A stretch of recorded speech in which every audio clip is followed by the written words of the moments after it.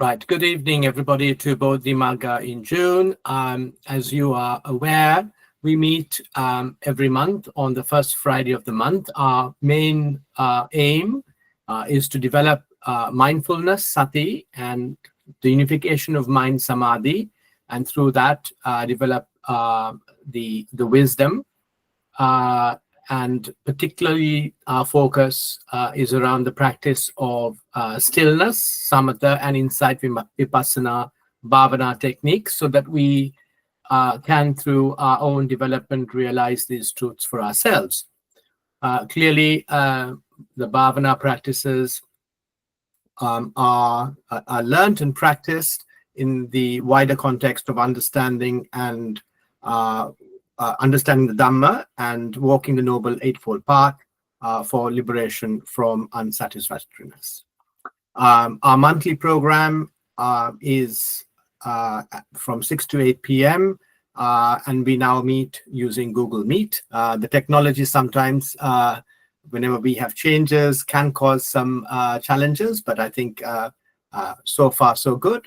It's doing well for us, and also allows us to have the recordings that we can circulate on YouTube. We generally have a welcome, an introduction, and then followed by an interactive Dhamma talk and guided meditation before we close at 8 o'clock. This year, as you know, we are exploring the 7 factors of awakening, the Sapta Bojjhanga. During today's session, we will focus on the 3rd factor, which is Viriya, or effort. This is a continuing from last month's program. Paul will also look at how Viriya can counter the hindrances, particularly the hindrance of sloth and torpor, both in our formal practice and in our daily lives. And we will also have a guided meditation today during this session. You're all very familiar with Paul. I don't need to introduce Paul to you anymore, I think. You have heard him many times on YouTube, in the flesh, at Thames Vihara as well. But I think it's poignant to say that he's as we all know, on a 12-year-long journey, optimizing his life for the practice of Dhamma, and as part of that, he has a very interesting journey to come in the next couple of months, and I will let Paul explain all about that during today's session. I'm sure you'll be very inspired about what he intends to do. All right, so that is the introduction to BODHI MAGGA today, and it's with great pleasure that I invite Paul to kick off today's session. And thank you, everybody, for joining. Thank you very much, Kianta. Can you hear me okay? Yes, we can hear you, yes. Fantastic. So yes, thank you. Yeah, I think what you were referring to, Gihanta, is that I'm going to Bodh Gaya very shortly, and I'll be there doing my summer retreat. Or it's kind of like a Vasa retreat, I guess, a rained retreat, although it's not the full 4 months, but it's quite a big chunk of it. So I'll be in a kuti there, in the very place where, of course, the Buddha attained awakening. And super happy to be with you all. And it's so nice, actually. It's so nice to see, well, so many of you for one thing. And of course, we were together, some of us, on Saturday. So yeah, really, really happy to be with you all. Today, we are going to do basically 3 things. So the first thing we're going to do is this is going to be brief, but we're going to reflect on a sutta that the Buddha gave, and Gihanta put it in the BODHI MAGGA chat a couple of days ago, which is specifically to do with the awakening factors as medicine, really. Medicine for the heart and mind, and medicine for the body too. So we're going to do that first and talk a bit about it and why the 7 factors of awakening are such powerful medicine. They're so healing. Then we're going to do a guided meditation. So as always, that'll be a blend of metta and brahmavihara, and then we're going to go into sati and the awakening factors in the guided meditation. And then we are going to continue what we did last week, last month. So those of you who were with us, you'll remember that we went through the first two of the four right efforts. And those two are abandoning any arisen unwholesomeness, unskillfulness, akusala that has arisen, and also preventing further ones from arising in the future. And so we talked about that last time in the context of the hindrances. Today we're going to focus on the other two, which are to do with bringing forth the beautiful qualities of heart and mind, the kusala ones, particularly, of course, the Bojjhanga, and strengthening those that already arise. So we're going to do a little exercise around that. Okay, so first of all, the sutta that I mentioned, where the Buddha, there are actually at least three suttas, which are all in the same space of the awakening factors as medicine. So many of you will know that during the time of the Buddha, at one time Moggallana got very sick, and another time Mahakassapa got very sick, and in fact at another time the Buddha himself was very ill. And in all three of those cases, he either himself taught or had recited to him the 7 awakening factors, which is super interesting. So the text actually of the suttas is very simple and short. So to give you an idea, so for example, the one to Mahakassapa, at that time, the Buddha himself was living in Rajagaha, which some of you may have been to. It's quite near Bodh Gaya, actually. And in this apparently very lovely place, the bamboo grove, which was the sanctuary for squirrels. And Mahakassapa was in a cave. He was in the Pipali cave, and he was really, really sick. And the Buddha was in meditation, and he saw, as he emerged from meditation in his mind, that Kassapa was very sick. And so he went to him and he sat down with him, and he said, as he very often did in these kinds of situations, Kassapa, I hope you're getting better. I hope your painful feelings are subsiding, and you're starting to recover. And Kassapa said, Bhante, actually no, I'm not bearing up. I'm feeling in a lot of pain. In fact, the painful feelings are actually increasing. And the Buddha goes into really a very, very short description of the 7 awakening factors. And so he starts with each one by saying, Kassapa, this factor of awakening has been well taught by me, been well expounded by me. And when you develop it, when you cultivate it, it leads to liberation, it leads to enlightenment. And then he goes through all 7, and he says the same thing about each of the 7. So he starts with the enlightenment factor of mindfulness, of course, the first one, saying, when this is properly developed, when it's properly cultivated, it leads to direct knowledge, it leads to enlightenment, it leads to liberation. So too with the second factor of awakening, investigation. When it's developed, when it's cultivated, it leads to liberation. So too with the third factor of liberation, of awakening, effort, Viriya, which we're going to be talking about today. When it's developed, when it's cultivated, it leads to enlightenment, it leads to liberation. So too with the fourth one, piti, joy. When it's developed, when it's cultivated, it leads to direct knowledge, it leads to liberation. So too with the fifth one, passaddhi, tranquility of the body and tranquility of mind as well. When it's developed, when it's cultivated, it leads to liberation, to direct knowledge. So too with the sixth, samadhi, unification of mind. When it's developed, when it's cultivated, it leads to liberation. And then so too with the last, equanimity. When it's developed, when it's cultivated, it leads to liberation. And it's very interesting because Kasyapa's reply, the same as Moggallana's, is so it is, so it is, blessed one, Bhagava, so it is, fortunate one, Sugato. These are the factors of awakening, and in both the suttas, well, Kassapa or Moggallana, they're absolutely delighted, they're elated, but with Dhamma elation, they're just full of beautiful joy, and both of them recover.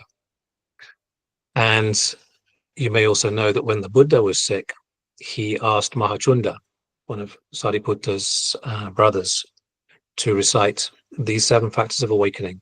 And on hearing them, even the Buddha too actually recovered from his sickness. So they're extraordinarily powerful medicine. So if we ask, well, why? Why would it be that on hearing these factors of awakening and on letting them, and as they connect with the heart, healing takes place? Why would that be? Well, one thing to reflect on is that the awakening factors have the function of balancing out the mind. So after sati, the next 3, so investigation of states, Dhammavicaya, energy, Viriya, and piti, joy, all have the function of arousing. And so if you think about it, like when you're sick, what often happens when we're sick, that we're drained, right? We have very, very little energy. And so you can imagine that these awakening factors in the mind, they lift, they uplift, they create energy. Another thing that can happen when we're sick is the opposite. We're very, very agitated, especially if we have a lot of pain. It's like it agitates the body and it agitates the mind too. So the other 3 awakening factors, which are the calming factors, so the passaddhi, the tranquility, the samadhi, the unification, and the upekkha, the equanimity, they all calm. They calm the mind. So when you're sick, you can already see they're starting to bring this beautiful medicine of balance into the mind. Another very important thing is, and we talked about this a lot over the past few months, which is that the Buddha taught the awakening factors as the antidote to the hindrances. So just as the hindrances obscure, the awakening factors brighten. Just as the hindrances create toxicity in the body and in the mind, the awakening factors purify, they clean. So you can imagine if you're sick, what often happens, of course, is our mind is very, very hindered. And so the awakening factors do exactly the opposites. They clean, and they clean the heart, they clean the mind. And so you can imagine what that's like when you're sick, just what kind of effect that has on you. Another very, very important thing is that the first of the awakening factors is sati. So think back to times when you were sick. The mind is agitated, right? That's one of the things that often happens.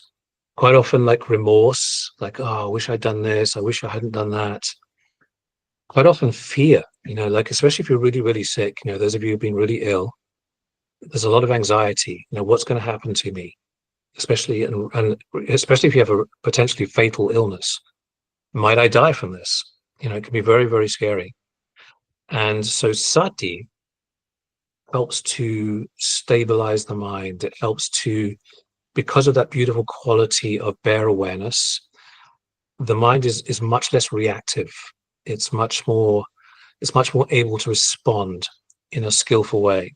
So the sati, as the first of the qualities that then creates, that then conditions all of the others, it has this beautiful quality of just letting the heart settle in awareness, settle in clear comprehension, in Bojjhanga as well.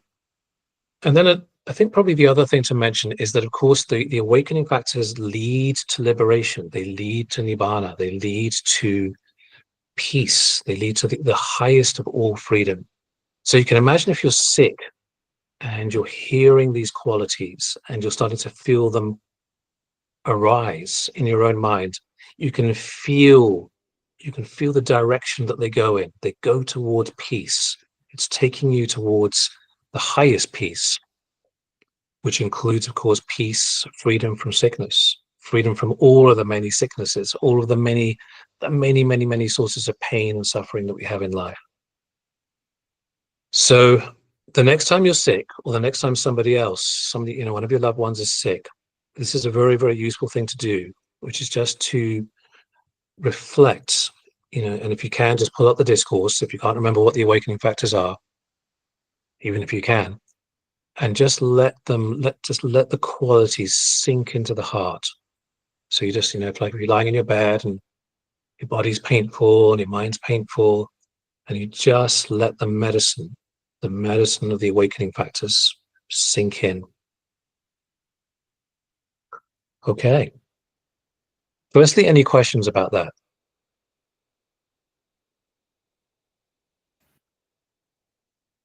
Yeah, Hunter?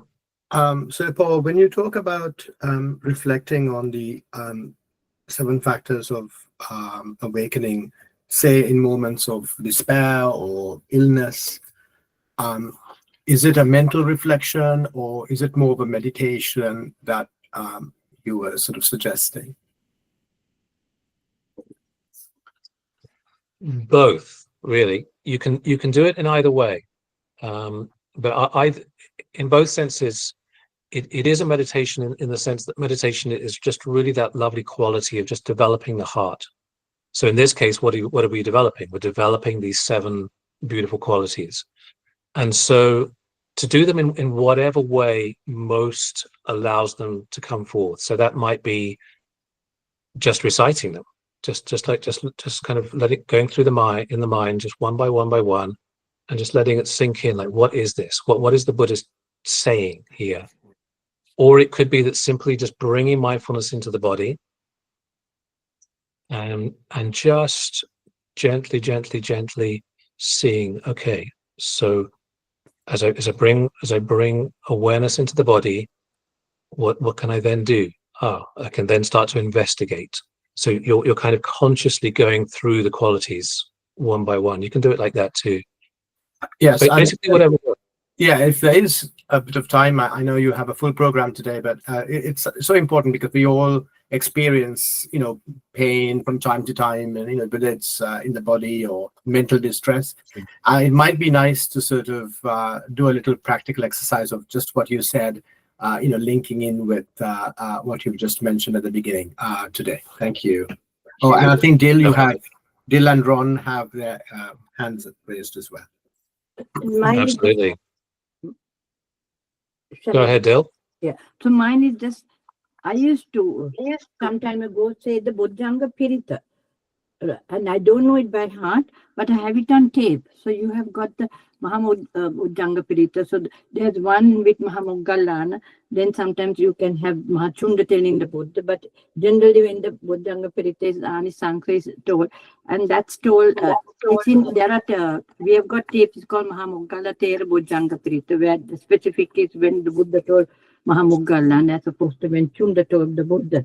So we have this in tapes when you go to Sri Lanka, and that is one of the tapes that like when you put the Tum Sutra or Mahapirita, or when you put the Karnimata Sutra, some people put, but this is one of them that you put. What do you think about that, if you know the meaning? If you're very sick and you can't concentrate, I mean, I also put the Dhammsak Sutta as well. When I'm sick or when I have a really big problem, and sometimes it just calms you and your mind is rest, and when you get up, you're always very much better. So I use both this, the first Buddha Sutta as well as this Bojjhanga. What are your thoughts on that, please? 100%. Yeah, exactly. So as you say, and I think many of you know, the Bojjhanga are also part of the Parita. They're also part of the protection. And if we think about what is the Parita, like why does it protect? There's something in Dhamma which you may be familiar with called Satcha Kiriya. So Satcha Kiriya, Satcha is truth, and Kiriya is like a declaration. It's often translated as asservation. Yeah, so it's really a statement, a very, very powerful statement of what is true. And in that statement of truth, it creates the conditions for protection. And so the pari is basically everything in the parita is really Sacha-kiriya. It's all a declaration of truth. And in the case of the Bojjhanga, as Dil was just saying, by declaring that Moggallana and Kassapa and even the Buddha himself were cured through the Bojjhanga. This is a declaration of truth. It's a Sacha-kiriya. And in itself, just that declaration in itself creates protection. It's like amazing, isn't that right? And you can do that. You can do it for yourself too. Either with something classical like this, the Bojjhanga or the Metta Sutta, as Dill mentioned, or any of the other parita. You can also do a declaration of something that's true for you. So let's say if you can declare absolutely that for the past 10 years or something, you have never, even for a single moment in your mind, taken another teacher other than the Buddha to be your teacher. That would be like a declaration. So you can say, by this declaration that I have never taken another teacher in the past 10 years, may I be protected. May I be protected from bad things. So it's really powerful, really, really powerful. Rowan? Yes, I went to the Mahasi Center in the 80s and early 80s. And at that time, between 1 and 2 million meditators had gone through the center. And what U Pandita said is that many people from Burma, they were afraid of the hospitals. And when they got even terminal diagnoses or a diagnosis that they'd have to go in for surgery, instead, and these are for some very serious diseases, including like tuberculosis, cancers, terminal cancers, they would go and instead they'd meditate. And they later produced a whole book on this of yogis that were actually healed in the process of meditation. And I'm thinking, and as I recall, one of the things that he said is that one point in people's practice when many healings took place is when, in the stage of insight, they saw the arising and passing away of phenomena. And to see that, I was reflecting like all 7 factors need to be present. And there's an enormous amount of piti, an enormous amount of rapture, apparently coming up for many people in that phase. And for myself, I've also experienced that with rapture, that other factor of enlightenment, that the body is flooded with this extraordinarily happy, vibrant Dhamma energy. So yeah, sadhu, sadhu. Thank you so much for both this teaching, but also for referencing those discourses, because I was thinking that this is actually accessible to us. We know in Chinese medicine that like rearranging the energy flows in the body, like, and PT, particularly combined with the other 7 factors, totally does that. Totally. Yeah, absolutely. Absolutely wonderful. Samantha also mentioned in the chat, many of you will know the Girimananda Sutta, which is 10 particular perceptions. Also medicine, on hearing it, Girimananda became cured. And so really the Dhamma as a whole is medicine. And so when you're really sick, in fact, even when you're very healthy, it is very, very, very good to reflect on Dhamma in general. And obviously, when you're particularly sick, these particular things that the Buddha pointed us to, whether it's the Bojjhanga or it's the different sannyas, different perceptions the Buddha gives Girimananda. But all of these, as Ron is just saying, are incredible medicine. They really are, particularly when the heart really, really connects, really penetrates, really starts to see that everything's just arising and passing away. Fabulous. Any more questions on that? Okay. So we're going to do a little guided meditation.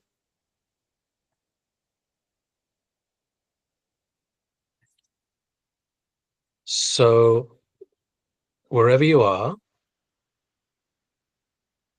if you just allow yourself to get in a nice, comfortable position,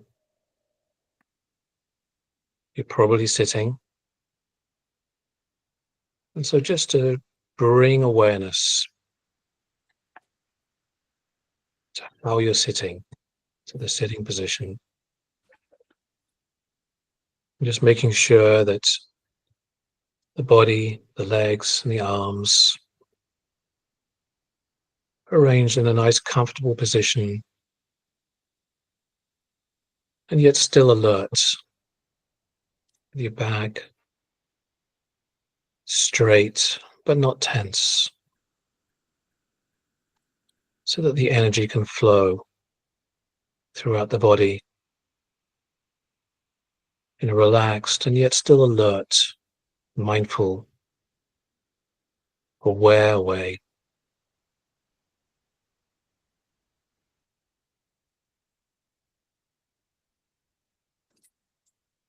We'll start firstly just by connecting with the breath.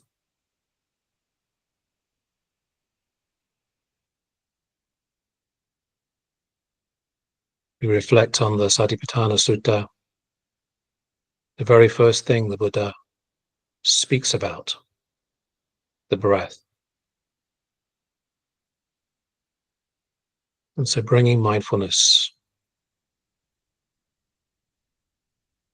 to the breath, however it's manifesting in our bodies, and what's most easy to bring attention to about the breath, whether it's the rising and falling in the abdomen, or perhaps it's more natural, just to notice the sensations of the nostrils. Either way, just the experience of the breath, the in-breath and the out-breath.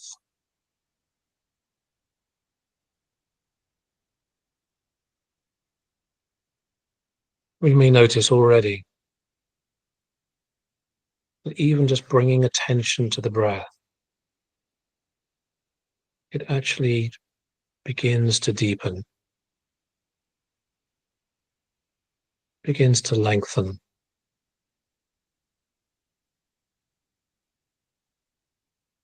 As the awareness naturally creates relaxation. It naturally settles the mind. And in settling the mind, it naturally settles the body.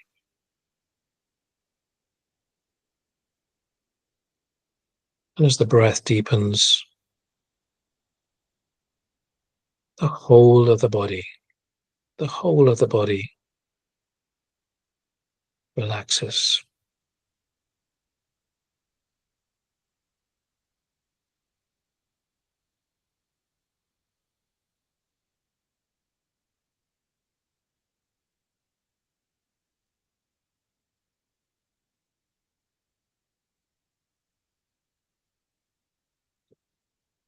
And so we're giving ourselves this gift,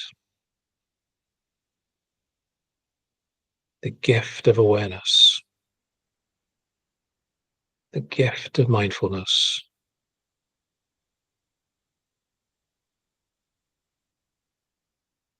the gift of taking care of our minds and our bodies.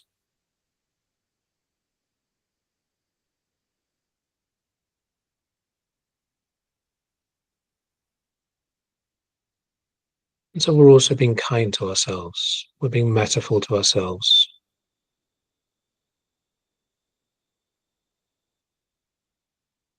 Supporting our well-being in every way.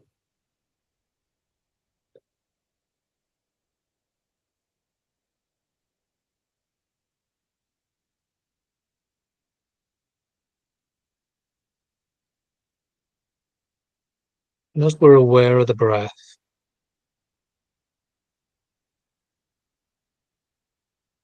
if there's any lingering stress of any kind, particularly with the out breaths, we can just let it go. Just let it go.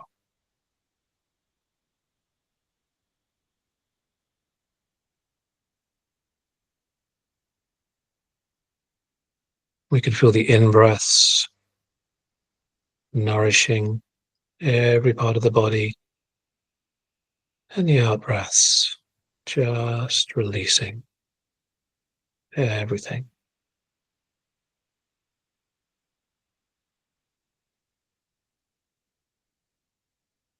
And in doing so, we're putting everything down. Any thoughts of the past, whether today or further back, or of what's to come in the future. And we're giving ourselves the gift of presence. Just this moment, right now. Just now.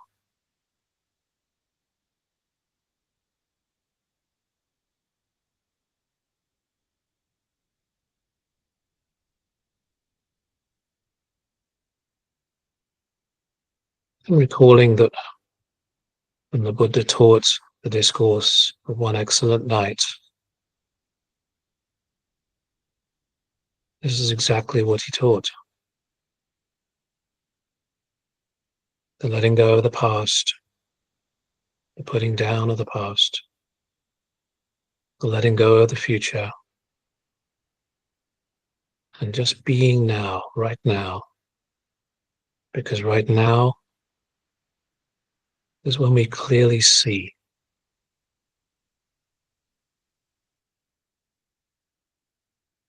Just now.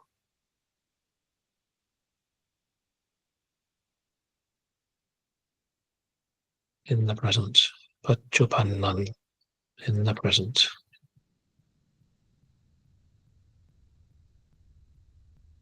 There, in the present. Tata. Just there, tata. One clearly sees vipassati.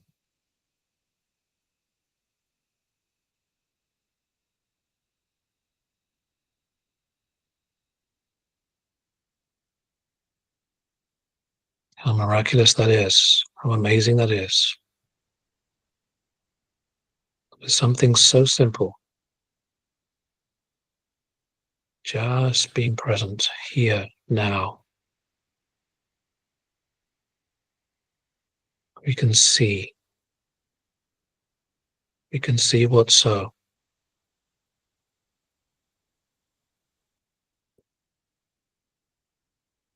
Can awaken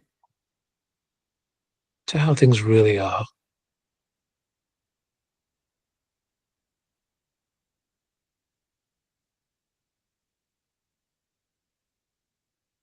And then in this very, very, very simple practice, all of the awakening factors can begin to come to be. All of them. With this mindfulness of just this moment.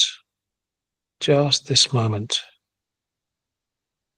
This beautiful quality of sati. Bare awareness.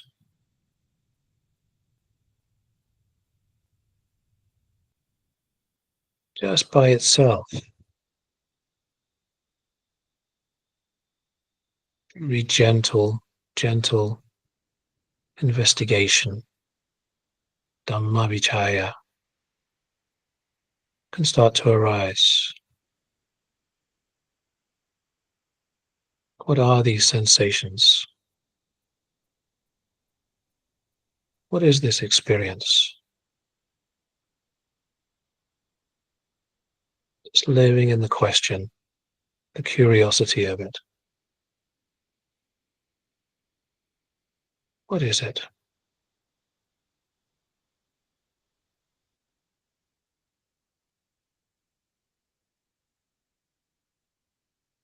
And the beauty of this practice is we don't need to strain at all. Just in a very relaxed, gentle way. Just being with each moment. Just gently observing. Gently examining. What is this? What is this experience right now? Experience of the breath. Experience of really this whole body.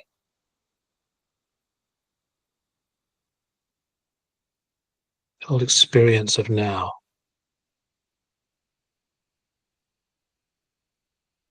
Just materiality, rupa, and mental qualities, nama,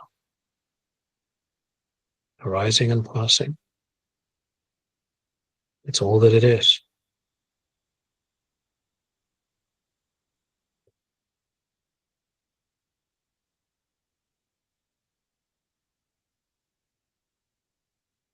And in this very simple practice, we're also naturally bringing forth Viriya. It's that quality which is just keeping the heart and mind in this moment. In this moment.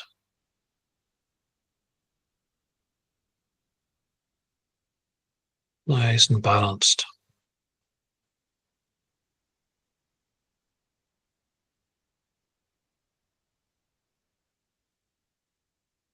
Gently bringing it back if it wanders at all. That's Viriya.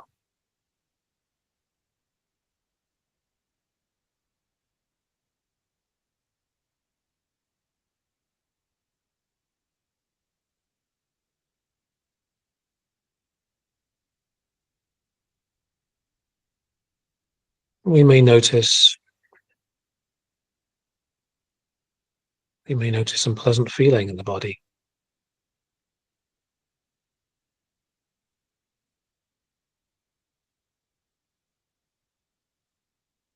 Some interest.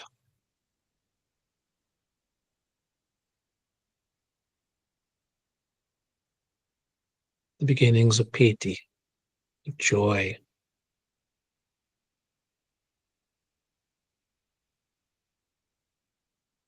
As the Dhamma brings forth loveliness,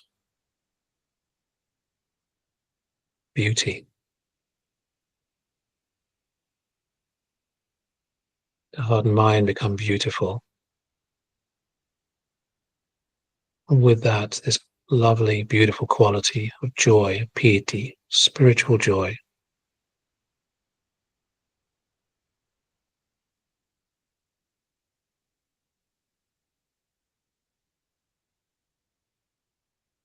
It's lovely, it's refreshing.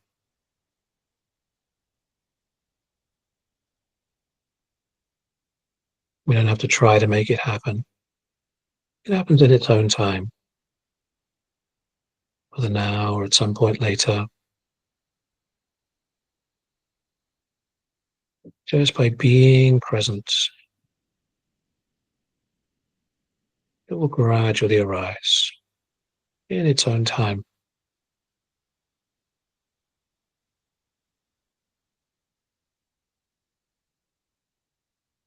All we need to do is just stay gently mindful. Gently mindful.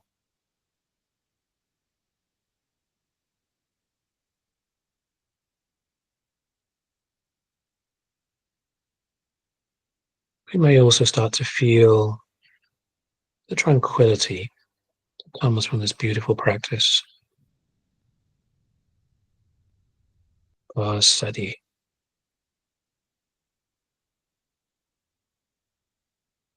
The body becomes calmer.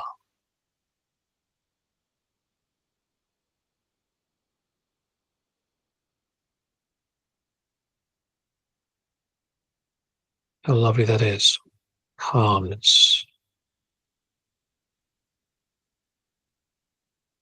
Free from all the agitation of the day, all the things that may have gone on. The Dhamma brings this calmness, tranquility. So lovely. And just as the body becomes calm, so too the mind. Kayapasadi creates chittapasadi, calmness of mind.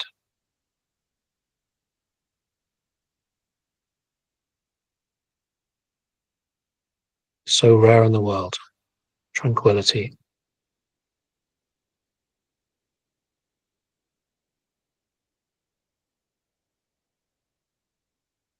We may notice the tranquility, but the happiness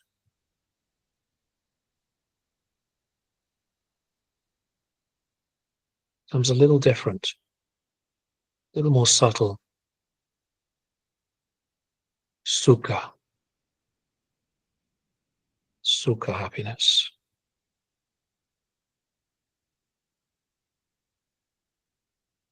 Happiness associated with tranquility, associated with peacefulness. A very beautiful happiness. Sukha.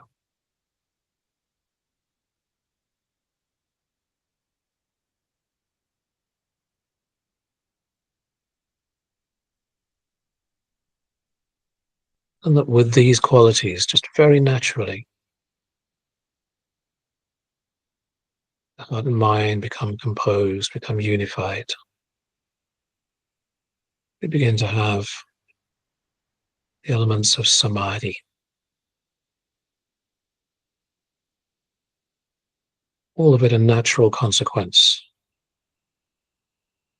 of one quality leading to another, to another, to another.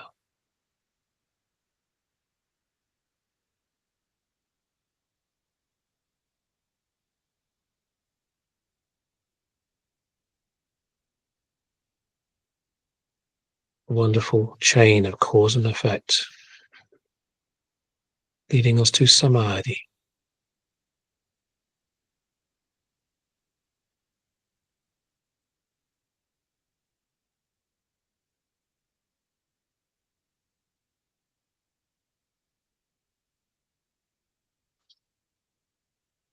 And with this unification, this gradual unification, composition of mind, the Buddha said, upekkha, equanimity, then arises.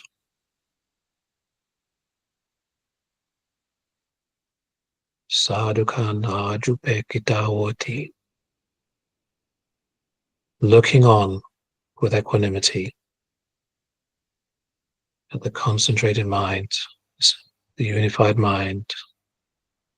Sotata samahitan chittan. So the equanimity arises just looking on, just gently relating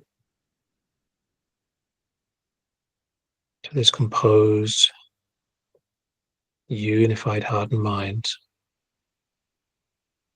the wonderful balance. However it is, the heart responds with equanimity, not reacting in any way, just observing.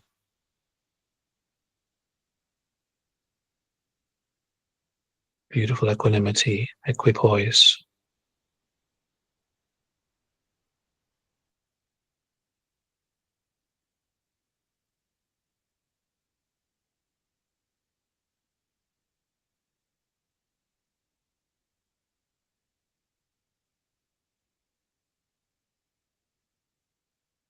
As we continue being mindful, just staying with each present moment, these 7 extraordinary, powerful, lovely qualities gradually develop by themselves.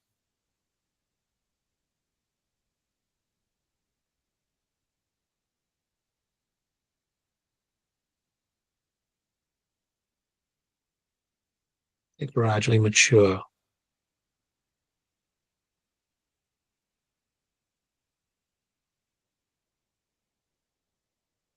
Heart and mind gradually becomes more beautiful.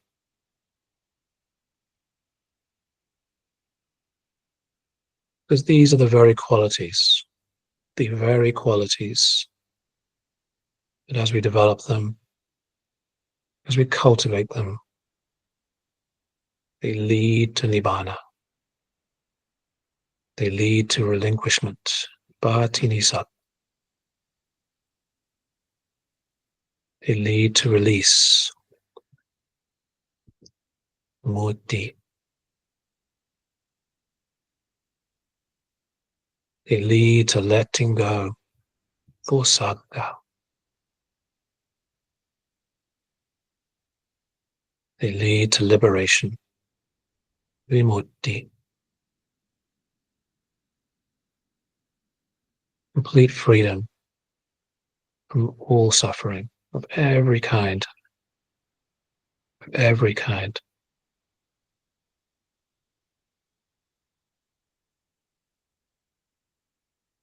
To disenchantment, nibbida.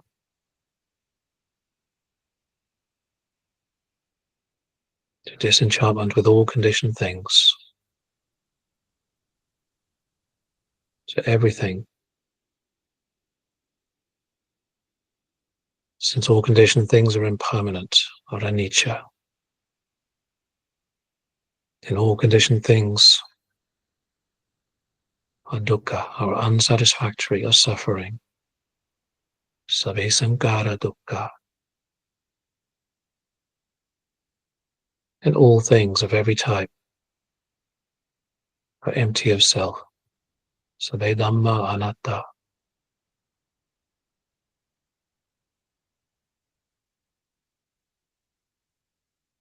And these 7 wonderful qualities of awakening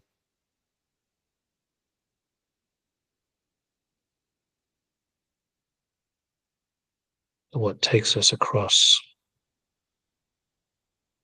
the torrent of samsara to the other side, to safety, to the far shore.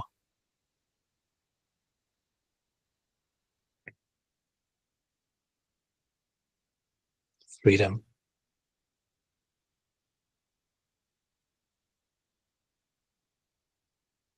Cessation. Nirodha.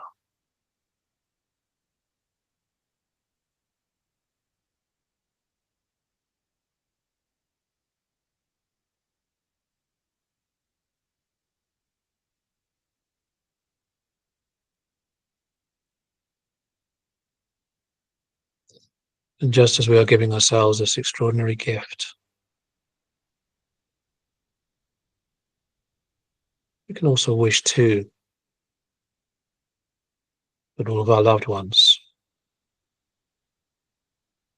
our families, our relatives, our friends, that they too may have freedom. They too may develop these beautiful qualities so that they too may have the highest freedom. And that all beings everywhere, of every type, whatever realm they may be in at the moment, or the realms of great suffering, or in the higher realms currently enjoying happiness, that all may be ultimately free from any form of suffering.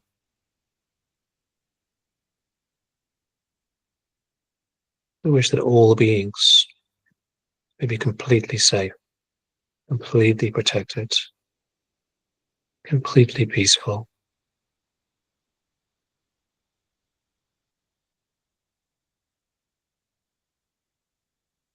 that their lives may be ones of ease, easiness, free from difficulty, free from pain.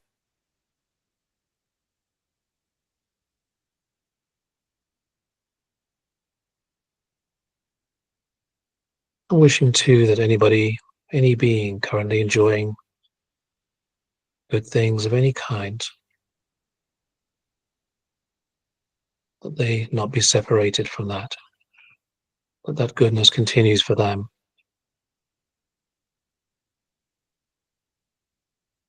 until their highest freedom.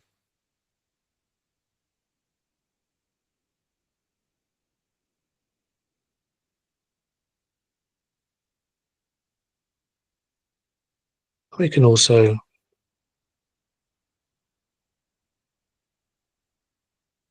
reflect that all beings, including ourselves, are the owners of their actions.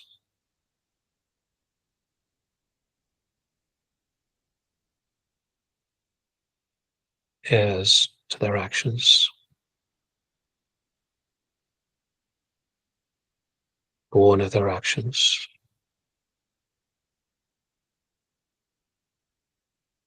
related to their actions, and live supported by their actions.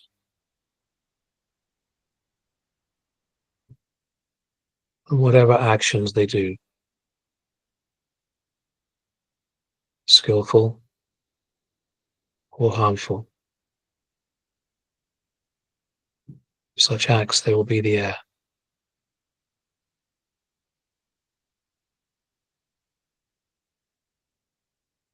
And in reflecting in this way, the Buddha's reflections on equanimity,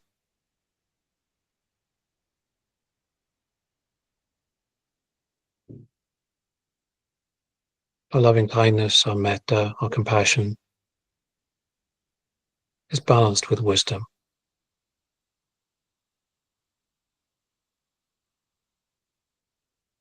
Understanding that everything is cause and effect.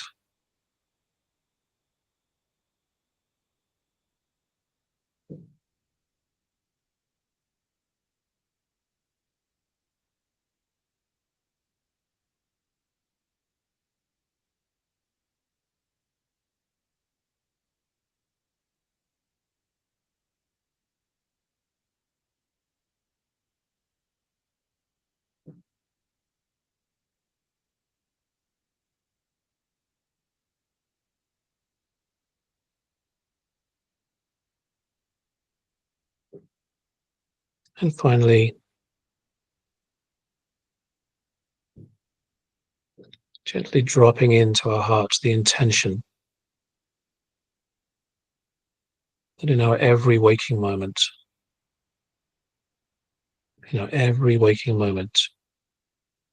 we orient our hearts and minds in this way to freedom, to liberation. That we use this life wisely, every moment of it. Remembering that the Buddha said, one who lives according to the Dhamma, Dhammanuchari, is one who respects the Buddha. Sakkaroti, esteems,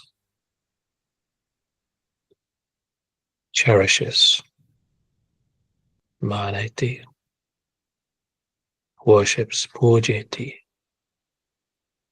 with the highest honor, Paramaya Pujaya, the Buddha. It is through our own practice, being diligent, practicing according to the way the Buddha taught us. This is how we respect the Buddha.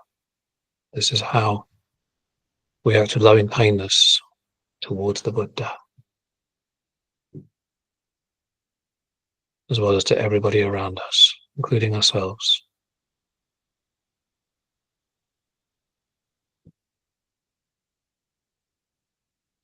We live with diligence, with appamada.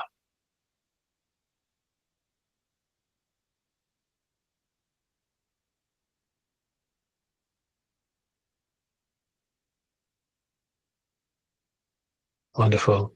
If you have your eyes closed, you can gently allow them to open. Just bring our attention back into the room, mindfully.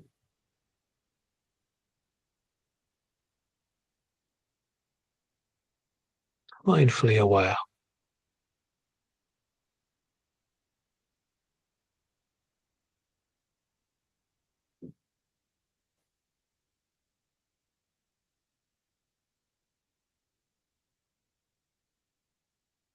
Thank you so much.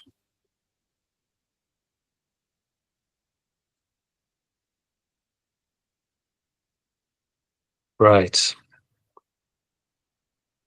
So we're going to devote the rest of this session to an exploration of Viriya, and specifically, as I mentioned at the beginning of the session, to bringing forth the beautiful qualities. So first of all, becoming aware, as the Buddha said, of those that have not yet arisen, and then any that do arise, are arising, strengthening them.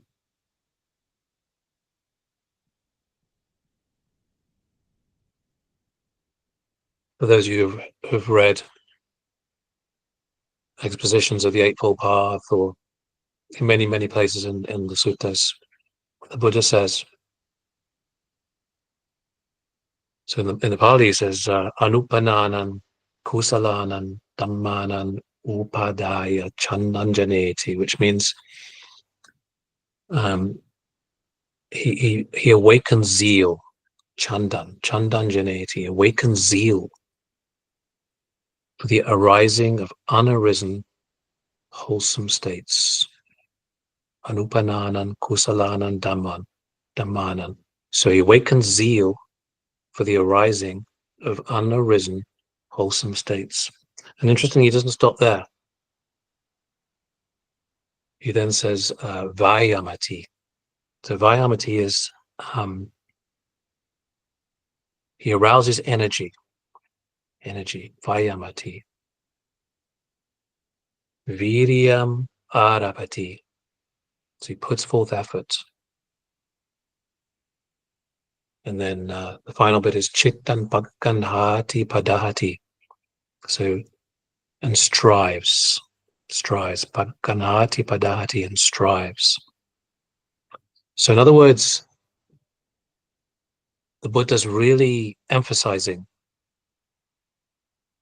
that any wholesome qualities, kusalana and dhammana, that have not yet arisen in our minds, we must really, really make an effort to bring them forth. And any that already are arising, so upananan, so that are already arising, kusalanan, dhammanan, so what should you do? Titiya. So titiya is to do with continuing. So we have to make sure that they continue arising. They don't just wither away on the vine. Asamosaya. Asamosaya is to do with not disappearing. Asamosaya, not disappearing. Bhavaya, I think is the next one. Bhavaya. Strengthen.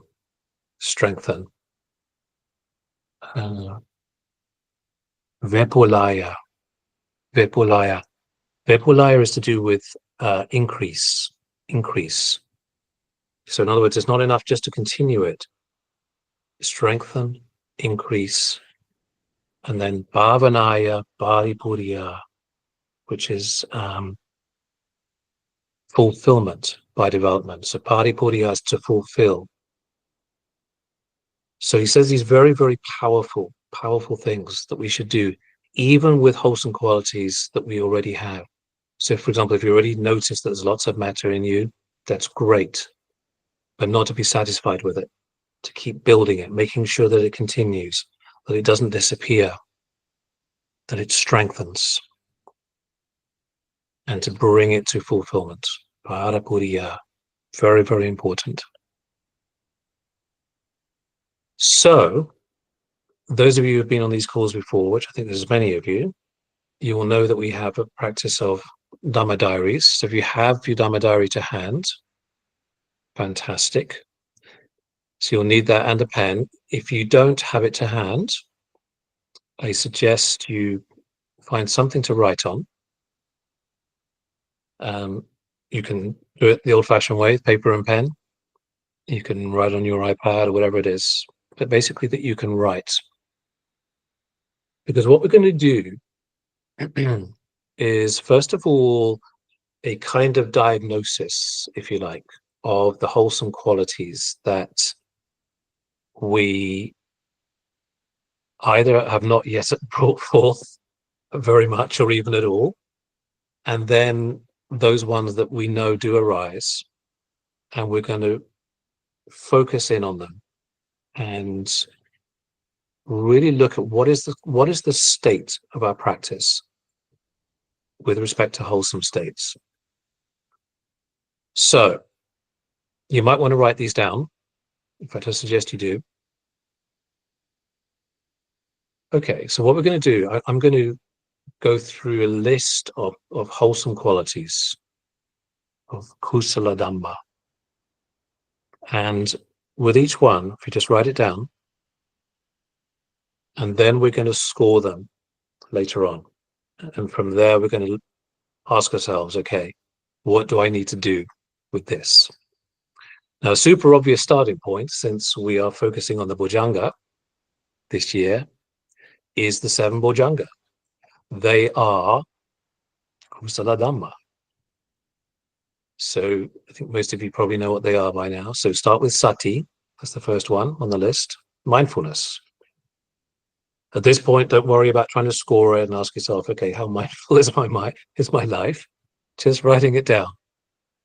Then the second one is investigation of Dhamma. So Dhamma Vichaya, Vichaya, Vicaya, Vichaya, Dhamma Vichaya, investigation of Dhamma, investigation of states, sometimes translated. So that's also a wholesome, beautiful quality of mind, investigating. Okay, the third one is, of course, what we're focusing on right now, which is Viriya, energy. Viriya, energy. The fourth one, piti, joy. Sometimes translated as rapture too. Joy, piti, piti, P-I-T-I. And then piti, as you know, tends to lead to the next one, passaddhi, tranquility. So passaddhi, P-A-S-S-A-D-D-H-I, passaddhi, tranquility. So notice that this is also a wholesome quality of mind. It's kusala dhamma. It's a quality of mind. So it both calms the body and the mind. And then that in turn conditions samadhi,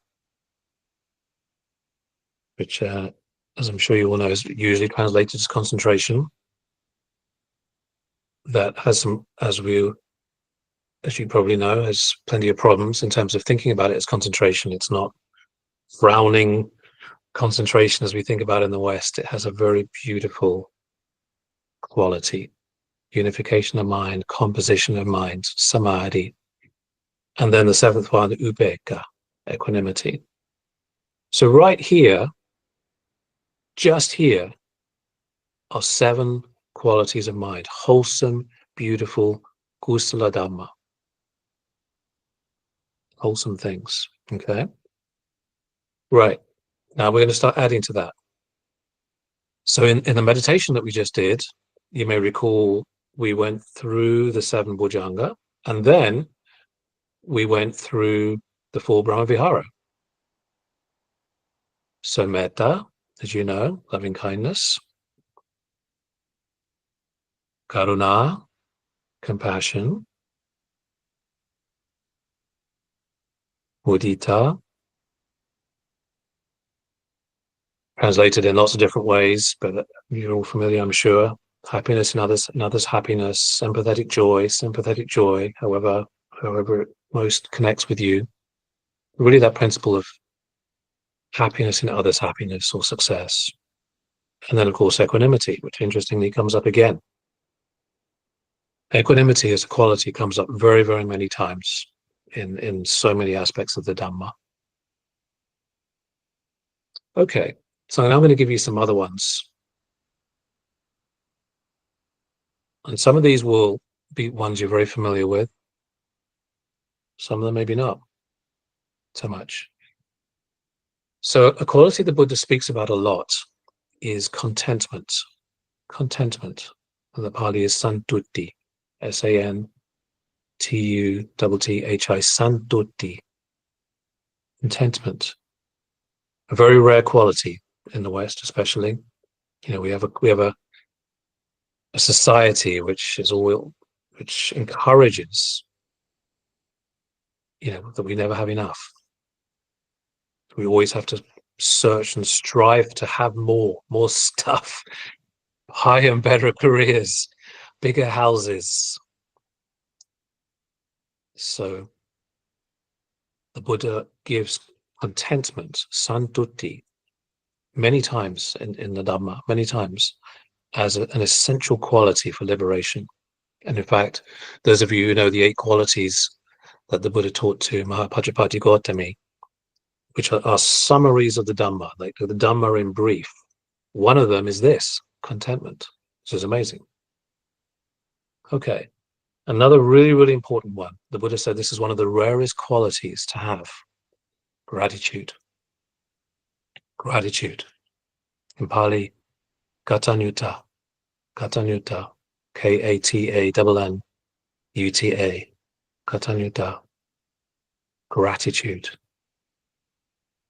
Including particularly for the fact that we have the Dhamma, that the Buddha did everything that he did, that incalculably long journey that he went on as a Bodhisattva to become a Buddha, to become a Sammasambuddha and give us the Dhamma.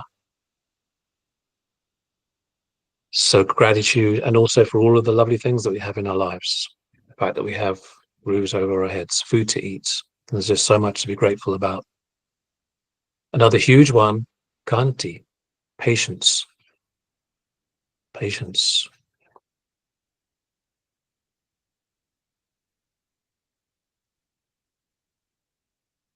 And one of the things that all Buddhas teach, as well as not doing evil and doing good and purifying the mind, is patient endurance is the highest practice, burning out defilements. Khanti, khanti. So it's that patience, particularly in the face of adversity. Khanti. Okay, another one. Satya. So satya, as you probably know, means truth. And in this context, it has that inclination of the heart to be dedicated to the truth, to want to know the truth. How are things really? Satya. Satya. One you all know very well, dana, generosity. Or there's another word for it, chaga. Chaga sort of has the same quality of sort of liberality, of giving. You know, how generous are we? If you think about the Buddha's words about somebody who's truly generous, their heart is free from the stain of miserliness. Free from the stain of miserliness. Okay, I'm just going to give you a few more. I mean, I could give you like 50 or 100, but I'm just going to give you a few more. This next one is very important. And without this, it is very, very, very hard to get liberated. Impossible, probably. Being easy to correct. So the Pali for that is soba chassata. Sovachasata. If I can remember the spelling, SOVACASSATA,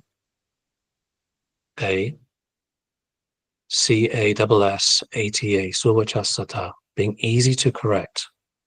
So in other words, if we get angry or upset about something and somebody points it out, not getting angry with them. How dare you point out my faults? How dare you correct me? So if we're unable to take people pointing out things to us, we're in trouble. We're in big trouble.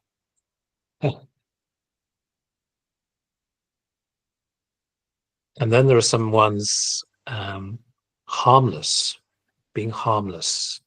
Avihimsa. And that's obviously related to being merciful. Avihimsa. And of course, it's one of the three aspects of right intention: harmlessness, non-cruelty, avihimsa. So that quality of heart, when we see even, in fact, especially very weak beings, little insects and bugs and things, it doesn't arise in the heart to hurt them, to harm them in any way. Avihimsa, harmlessness. Okay, I'm going to give 3 or 4 more.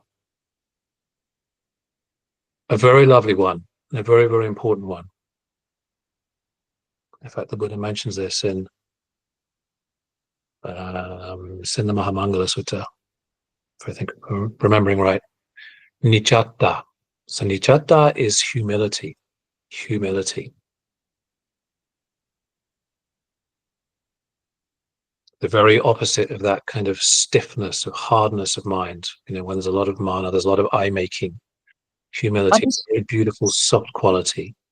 What is that, Paul? I didn't get that. Sure, humility. So the Pali for it is nichatta. So N-I-C-A. N-I-C-A. Yeah, T-T-A, nichatta. I have never heard. Yeah. It's not talked about very much, but it should be. And the Buddha speaks about it a lot, including in some important discourses.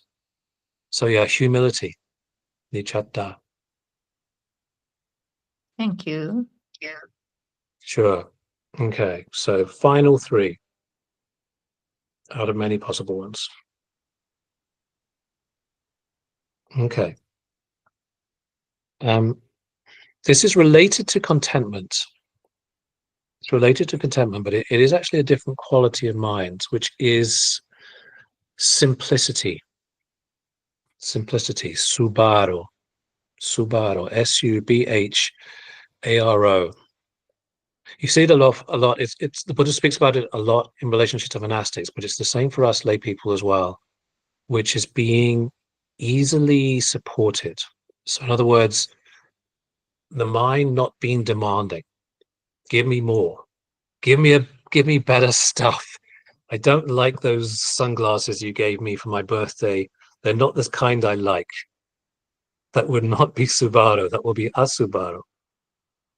So yeah, being easily supported, simplicity, and again, Isn't it, Paul? yes, It's in one of the so, suttas, Santusta Gota Subharocha. Is that right?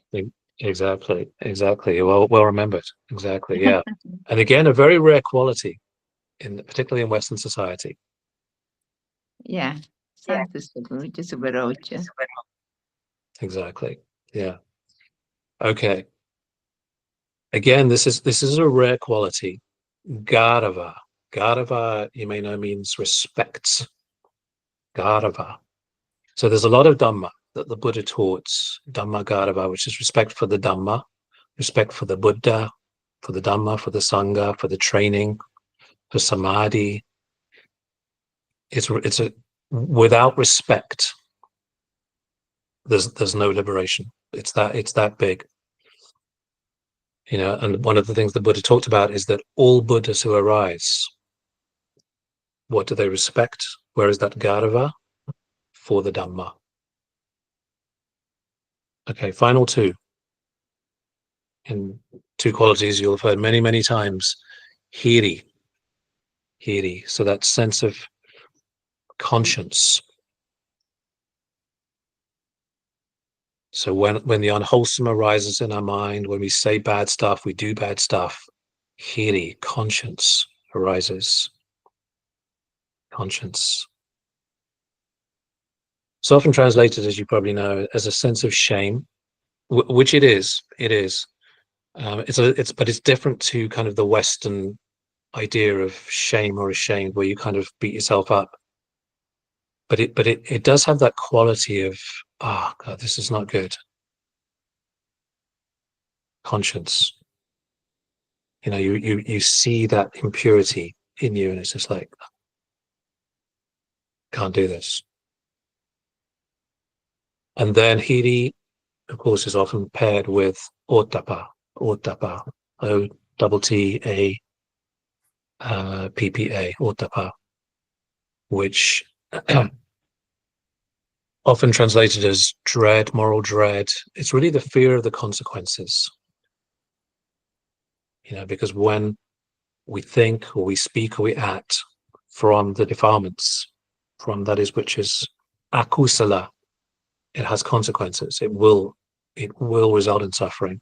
And so that ottappa is that fear of that. And so hiri, ottappa, these two guardians of the world, are essential, absolutely essential. Okay, so there's a lot of other qualities we could talk about, but that's plenty to be going on with, for sure. Before we start looking through them and scoring ourselves, are there any others which you would like to add to the list, which feel important to you, either because you know and you feel and you know from what the Buddha taught that it's really important, and you realize it's quite absent in your own mind, or because you do know that it's part of your you see it in your mind and you want to develop it, like saddha would be a good example. You probably should add saddha to the list. I'm thinking about it. And also panya, wisdom. It's panya is very related to one we already talked about, which is Dhamma Vicaya, but it is actually it is distinct in itself. Is there anything else, or are there any other qualities that you think, yeah, we need that one? Sorry, what's the I other can one you think- mentioned? I can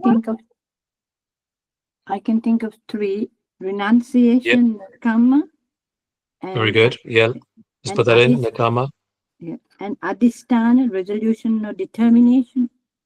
adhitana. Yeah, absolutely. Very good. Anything else? Saddha, confidence of faith. Saddha. Yeah, absolutely. And Any others? Ron, I think. nekama, letting go. Yeah, nekama, we should put that in. Yeah, especially because it's really critical to right intention. Let's include nekama.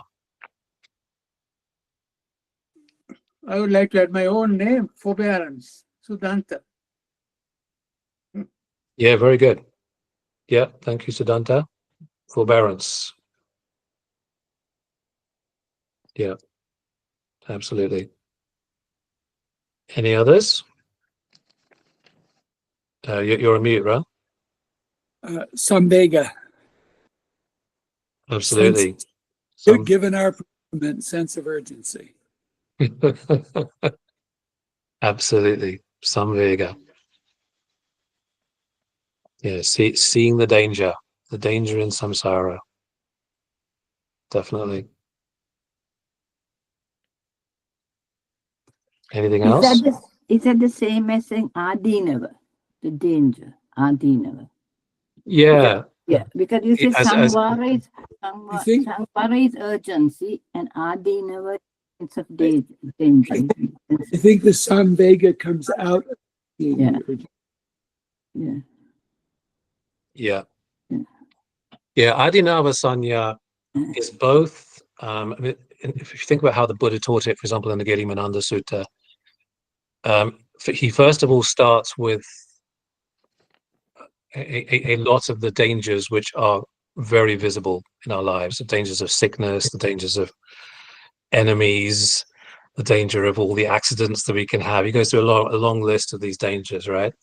And then as we reflect more deeply on the dangers of both in the human realm and in other realms, if we happen to fall into some very, very painful realms, and so the heart opens more and more to the incredible danger of samsara, and so it develops into samvega, which is this fear of samsara generally. Paul, I'd like to suggest clarity. I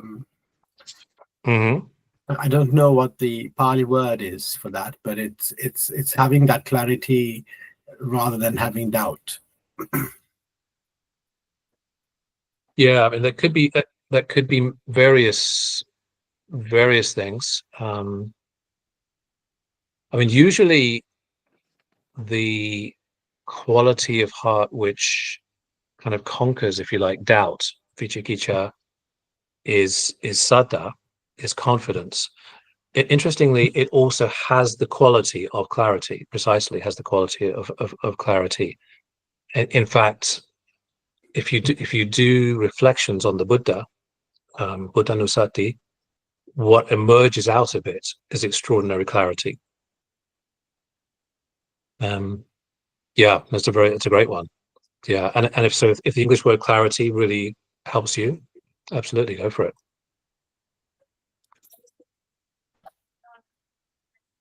Okay, fabulous. So what we'll do, now we've got a list. I haven't counted all of those, but there must be easily 20 on that, probably 25, 30. We're going to spend a few minutes just for each of us, meditatively, reflectively, going down that list and scoring them. Because it's extraordinarily helpful sometimes to quantify things. It does something in the mind. It kind of forces the mind to look, to examine in a particular way. So let's score it 1 to 5. 1, in fact, let's do it 0 to 5, actually. I think about it. 0 is you do not see this at all in your mind, like ever. It just doesn't arise. It just doesn't arise. It's a 0. So you remember when I was reading those passages that the Buddha gives for right effort, where he says, awakening zeal for unarisen wholesome states, anupananan, unarisen. It literally, they just don't arise. It doesn't come up. So this is a 0. Or if it's weak, you see it a little bit, a 1 or a 2, or if it's really strong, 4, even a 5. Because remember, even if it's a 5, the Buddha then says, upananan, kusalanan, dhammanan, ditya. So you're striving for the continuance of a risen, wholesome state. So even if it's already strong, that's fine. Then we're mindful of that and mindful of what it's going to take to keep delivering it. So 5 is basically really strong. 0 is, it just doesn't come up at all. And just going down the list, one by one by one. Okay. Any questions before we get into that?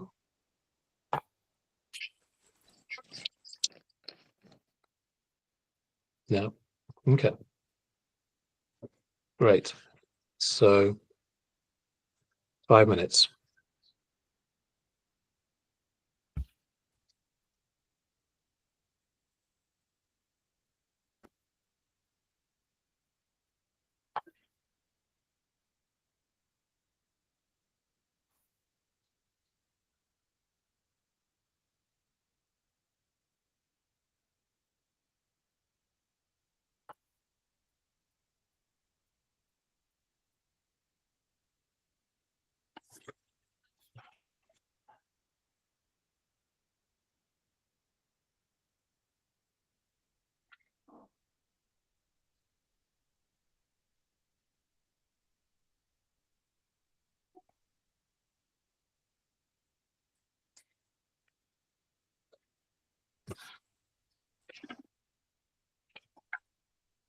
Do you want us to put a number, Paul?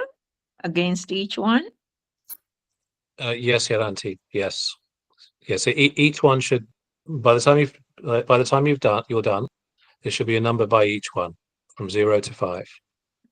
Mhm. And actually, while you're doing it, if any of them you Mhm. score very low, like a 0 or a 1, or high, Mhm. like a 5, asterisk it. Okay. I was doing the other way, asterisk it where I have failed, like, I mean, not very good. It was certainly that, but also the ones that are strong, because as I'll the put Buddha said, I'll put not being two content with stars. that. I'll put Right. 2 stars for that one, which I'm hopeless. Yeah. Oh, yeah, sure. That's a good idea. Yeah. So if it's a really bad score, Yeah. 2 stars, 2 Yeah. asterisks. If Yeah. it's a particularly good score, then 1 asterisk. Yes, I Okay. think Yeah, that's so. good. I like that. Mhm.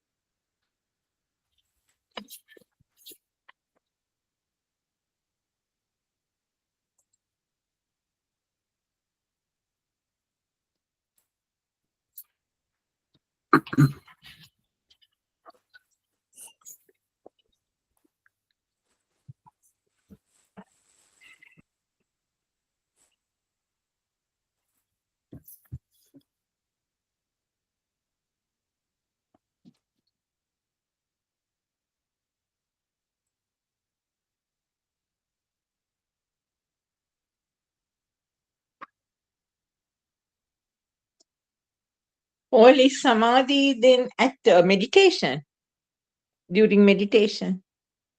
Mhm. Would you? Yeah, Would you? absolutely. Unquestionably, it's a wholesome quality. Yeah, so it's one of the 7 awakening factors, but of course it's in many aspects of the Dhamma. So yeah, so you can include samadhi for sure. Otherwise, you won't go into samadhi normal day to day, isn't it? Only at Yeah, meditation. if you have good samadhi, yeah. So to write that down and then to give it a good, a nice high score.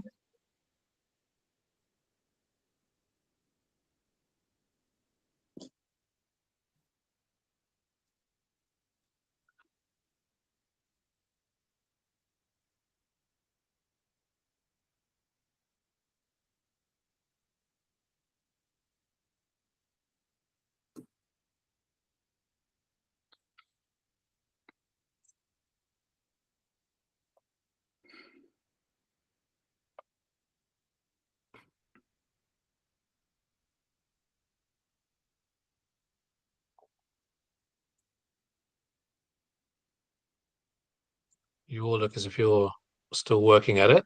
So at least a couple more minutes.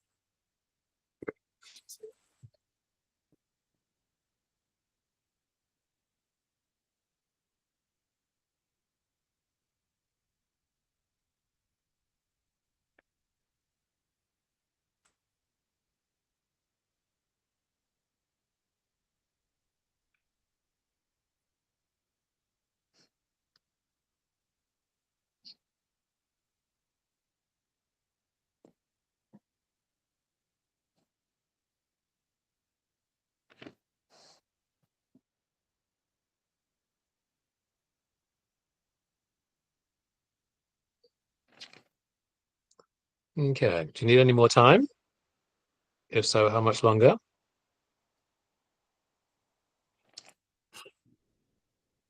Well, what is the difference between renunciation and letting go? Are they two? Well, they're highly related. Yeah, that's what I thought. Yeah. Yeah. Nikkama, as in renunciation, as it occurs in the Eightfold Path, the first of the three aspects of right intention. It has multiple meanings. So it has both like the renouncing of the unwholesome, of anything that is akusala, particularly of craving. So if you think about right intention, you've got nikkama, and then the other two are to do with non-ill will and non-cruelty. So that they're both like the metta and karuna aspects of that. So the nekkama is that that quality of moving away, the heart moving away from craving, from desire. Letting go, there are many Pali words around that, like patinisaga, relinquishment, vasaga, letting go, have that quality of letting go of everything, all clinging. And Nekama also has that, but these other words have letting go in that really big context of just freedom, letting go of everything, because the whole path is the path of non-clinging, right? So it has that whole feeling. So one is material and the other one is mental, is it? Well, nekama is also mental. Because craving is a mental quality, right? Yeah. It is also material. It certainly includes material things ultimately, but mental particularly tanha as a quality, that quality of craving, of desire, nekama. So it's the opposite of that.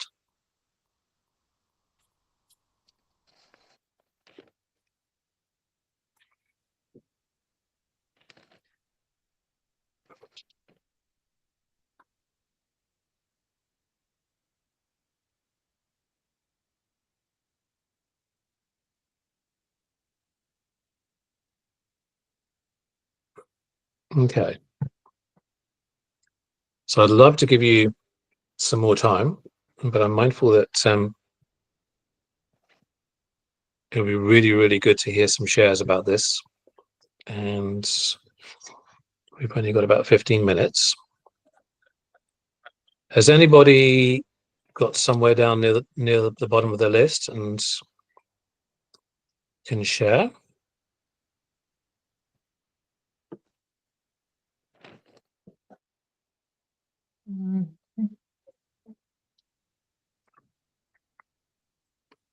Anoma, were you going to say something? Yeah. Patience. I like to mention I haven't got that. I have established that. So I'm working on it. For me, Yes, Anoma. is first mindfulness. When I'm meditation is different, then I become quite mindful about, quite free. But day to day, I can improve it. I think I put 2 to 3, not exact, just some days it could be good, up to 3. I wouldn't say day to day 5. I can't say put 5 for that. Being mindful at every action of what I do every minute. But I'm mindful quite a lot of time of what I speak and say and behave with action with other people. Yes. Okay. Dhamma Vidya also I put between 2 and 3 as well, because there are some days I do investigate things, but because it's not all the time. The Viriya, I think I am lacking in Viriya quite a lot.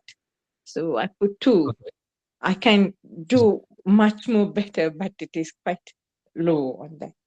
Joy, I mean, I don't know what you mean by joy. It is whether it is when you're meditating or just other times. Yes, I will say I'm normally a joyful person, but that's not what you meant, isn't it? Huh? Yeah, Uh, it's thank you. Yeah, no, it's an important question.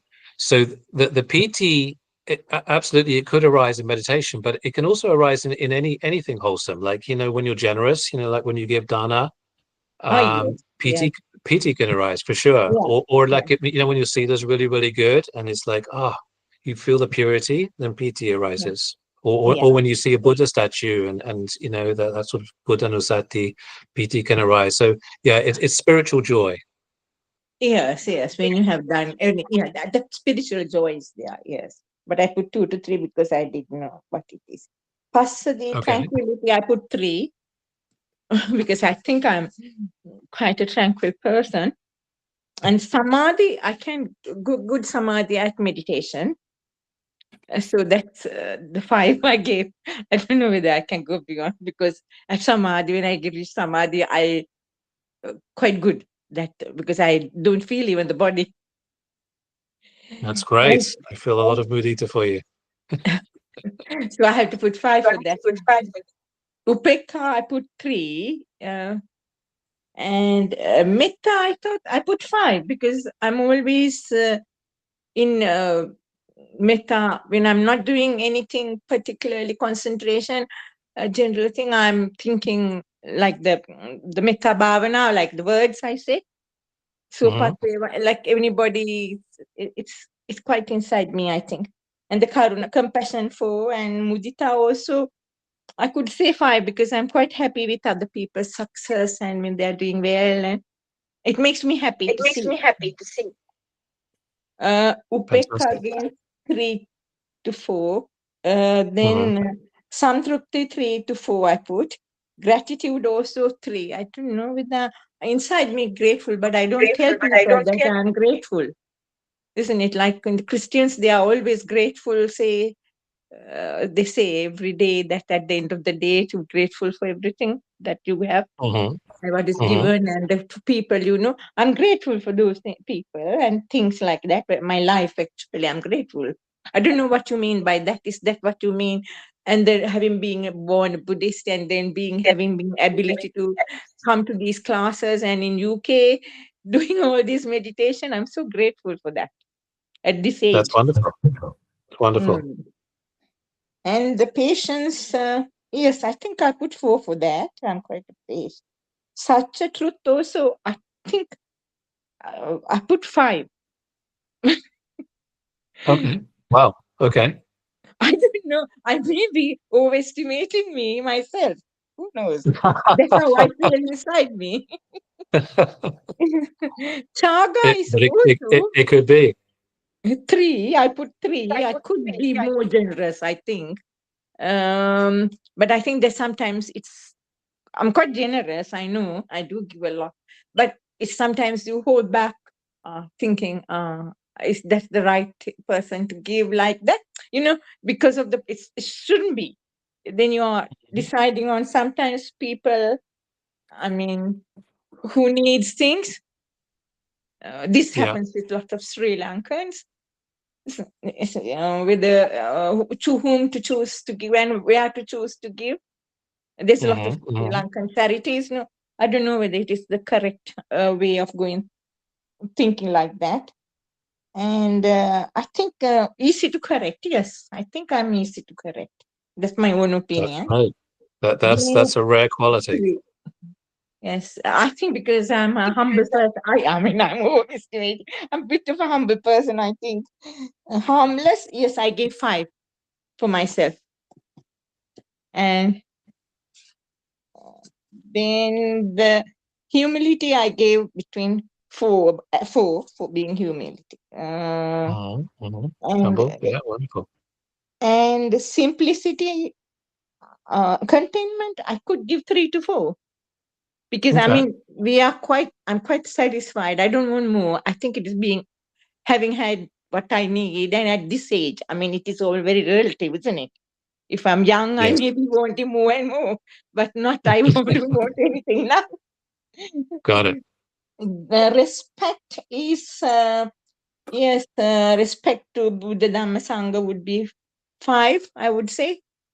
And Hiri, of course, Hiri and Kotap, I think would say 5 for both. Got it. Because I think I have that Hiri Kotap. Got it. And Fabulous. Nekama, again, I think I put Nekama 3. I could be a bit, not to hold back. I think I would say go, if I can give up this life completely, then it would be 5. But I'm a bit attached to what I have already, not that, Yep. that I don't want anymore. And forbearance is, I put 3. Sangvega is 3. That's what I put. Then the Fantastic. clarity 3. Fantastic. Yeah. I may be Thank you, underestimating Ananda. or overestimating myself. I don't know. Somebody can say. My son may Well, say. that's really wonderful, Anoma. With all of these, in fact, this is going to be part of the assignment between now and next month, which is actually tracking these during the course of the month. So continually revisiting the list and checking in, like you said, Anoma, just asking ourselves, are we underestimating or overestimating, or is it about right? And also, what we're really trying to do is to bring all of the numbers up. So if it's already a 5, great. So continuing so that it, as the Buddha said, it doesn't disappear, it doesn't weaken, and anything that's less than a 5, to bring those numbers up. Wonderful. Who else? Thank you. I think because of time, if you select a handful of them, either because they're particularly low or particularly strong, and share maybe half a dozen, that would be fantastic. Who else would like to share? Can I ask a question, please, Paul? Yes, absolutely. I have established that I haven't got patience. How can I improve that, please? Can you share a bit more, Hiranti, like patience in any particular type of situation? Yeah, because I jump into conclusions sometimes. So it's in dire situations. You see, I was told by my sister, who is very close to me, that I think you must at least consult somebody, or you must think, because I think that it's a very important quality as a Buddhist, I think. Patience in, how do I express it? I decide something and I'll do it straight away without giving it time to think through or consult somebody. Are you with me? If I want to give somebody something, I will straight away act and give. And then I think, oh, have I done the right thing? So there is a question. I get it. So you're speaking about a kind of like almost like a sort of an impulsiveness, like just kind of acting on it. Yeah. And also I read in one of the sadhu's talks, this is a very important quality one should develop in attaining equanimity, which is one of the important qualities of Buddhism. Equanimity is, patience is one of the first points he pointed out. So Sure. therefore, I have got the 3 qualities of upekkha, and I keep on thinking about it day and night. Now, am I patient? Am I patient? I got it. Thank you. So I have got that. Absolutely. So a thought around that. One of the things the Buddha says, if you think about the Satipatthana Sutta, for example, he says with whatever arises in the mind, and this is like anything, so that this will certainly include what you're talking about, to look at what the origin of it is. So in other words, what's causing it, and then also later on, what causes it to weaken, to pass away.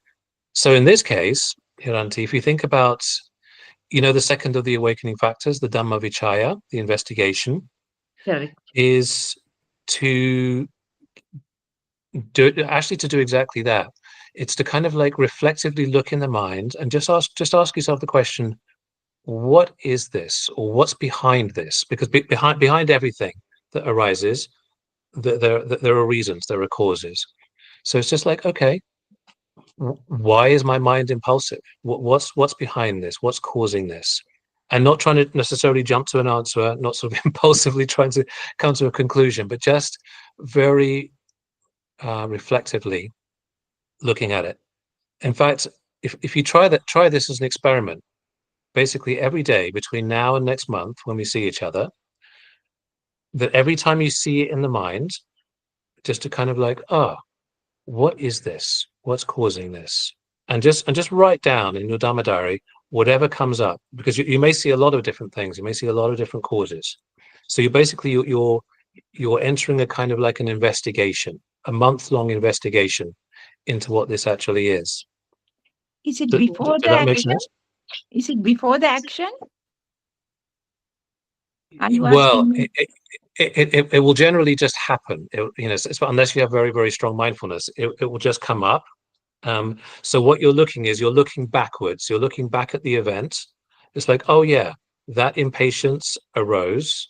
Okay, so you're remembering the event, and then asking what happened, what caused it, what's underneath it, what's conditioning it, what's making it arise over and over and over again.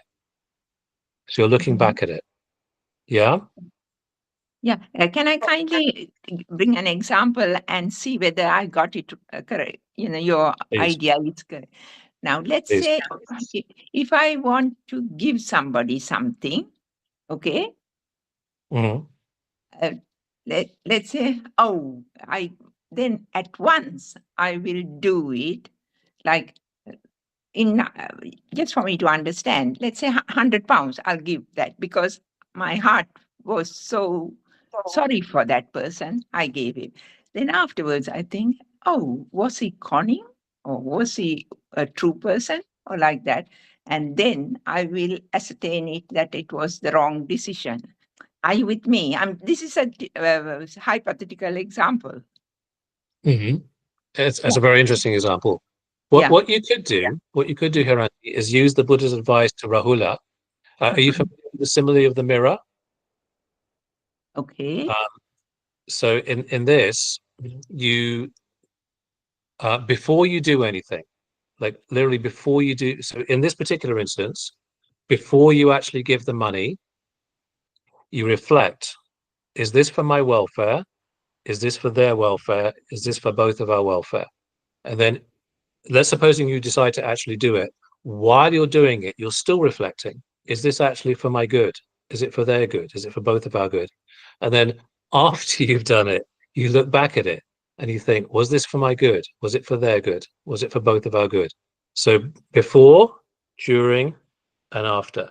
And if you keep doing that as a practice over the next month, you'll find that your mind will get very, very clever. It'll start to, lots of insights will arise, and you'll start to see very clearly what's going on in the mind, and your judgment about what's skillful and what's not will become sharper and sharper. Did that make sense? Yeah, it does. Being mindful of the action, isn't it? Is that what you're saying? Yes. Mindful of the action, Yes. beginning, middle, and end. Right. Before, during, and after. Yeah. Before and after.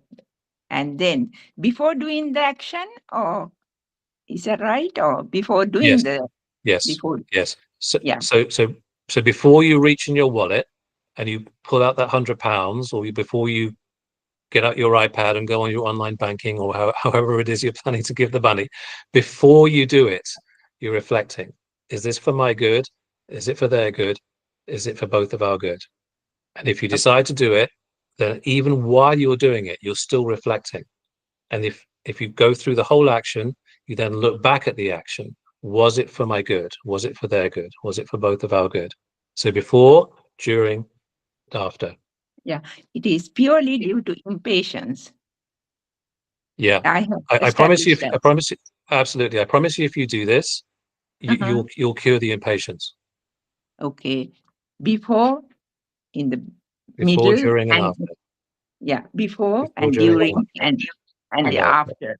So that Yeah. means I'm taking time, isn't it? Rather than just Exactly. instantly. Exactly. Instantly, yeah. That is what is needed, I think, because I'm impatient and I want to do it.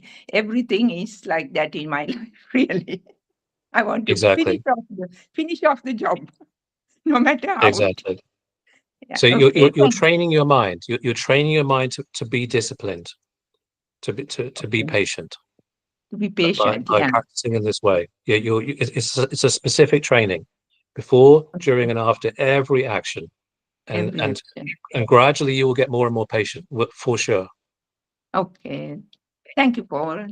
Thank you. So welcome. So welcome. Let's take one more. I'm mindful that we've hit our time, but I would really like to hear one more. Anybody else?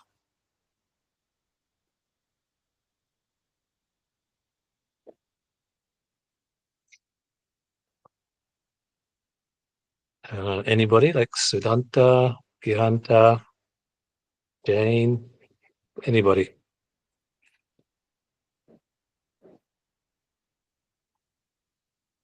You're on mute, Gihanta, if you're speaking.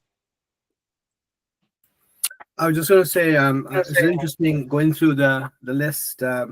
Mudita was something that I scored myself relatively low, and it's not to say that I'm not happy.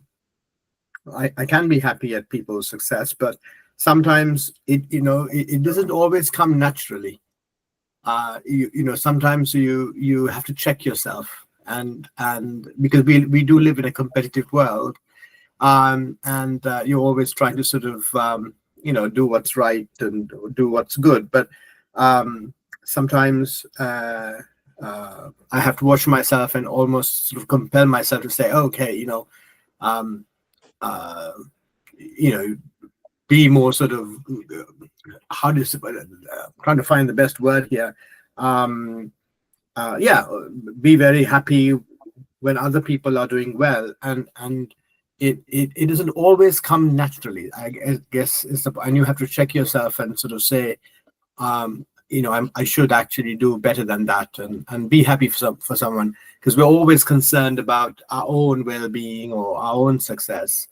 And sometimes you look and say, oh, that person's doing so much more better. It's almost very silly, but these are sort of the natural impulses, and one needs to check oneself, be happy, not just with your own success and happiness, but with other people's happiness and success. So that caught me out. I dwelt on that quite a bit when I was going through the list today. Fabulous. Fabulous. Thank you.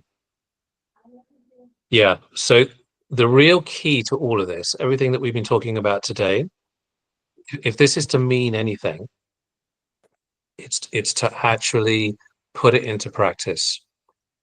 Otherwise, it was like a nice exercise for the afternoon.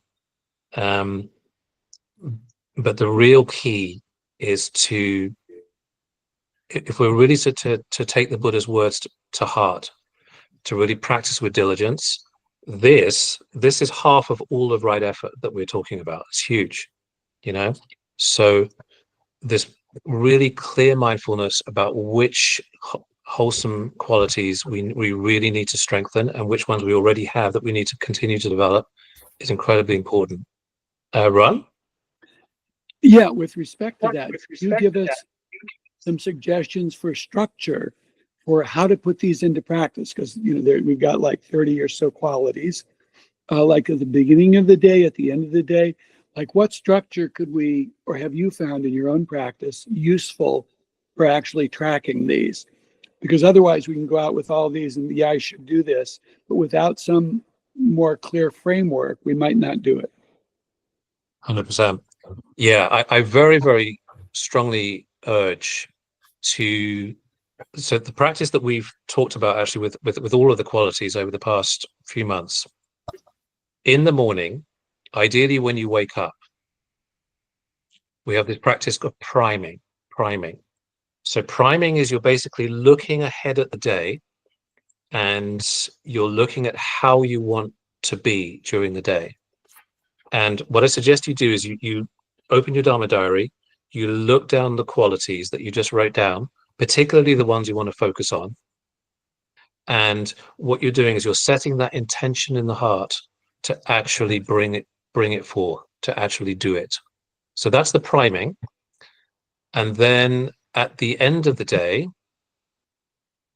you do a reflection. So you can do it. You're literally lying in bed. You put your pajamas on. You're lying in bed. Before you go to sleep, you look down the list, and you just ask yourself. You really just very honestly ask yourself, which of these did I bring forth?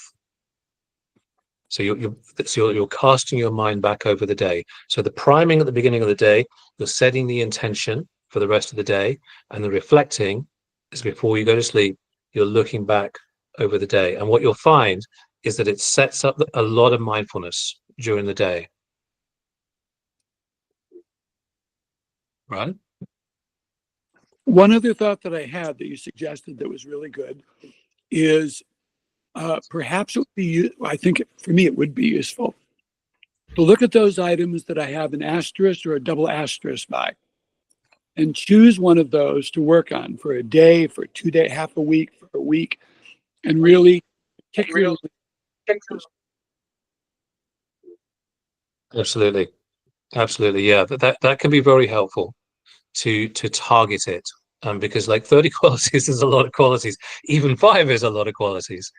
So if you just take one, like Gyanto, you very beautifully shared about wanting to bring more mudita into your life. So that would be an example, right? It's at the beginning of the day, it's like, oh, so whenever I see somebody who's having some success, I go on my LinkedIn and I see somebody's got a new job or whatever it is. When I see that, I'm gonna practice bringing forth happiness in their success. Absolutely. Or let's say you've chosen generosity. So your priming at the beginning of the day is, okay, I'm going to actively look for opportunities to be generous. So it could be, you're walking down the street to the tube station, and if I see a beggar, I will not walk past a beggar without giving them something, for example. Or while I'm having my lunch with my colleagues, I will not eat my lunch without sharing some of my lunch, for example, right? So these are things you do priming at the beginning of the day, and at the end of the day, you look back, okay, in what ways did I actually was I actually generous? And one of the benefits of this that I see as you're speaking is, for me, one of my weakest qualities is resolve or determination. So I can be in these sessions think, yes, this is great. I would get so much up. In order to actually do every day, of real resolve, not the kind of resolve that the determination that actually results in my doing it. Someone said, don't tell me what your priorities are. Show me your schedule for what you've done for the past 2 weeks, and I'll tell you what your priorities